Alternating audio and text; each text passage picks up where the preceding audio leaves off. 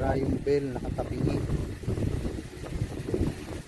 O, may damage item yun.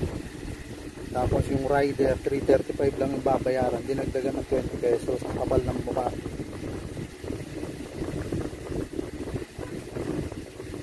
Parang Aljay Boy ang pangalan ng rider na yun.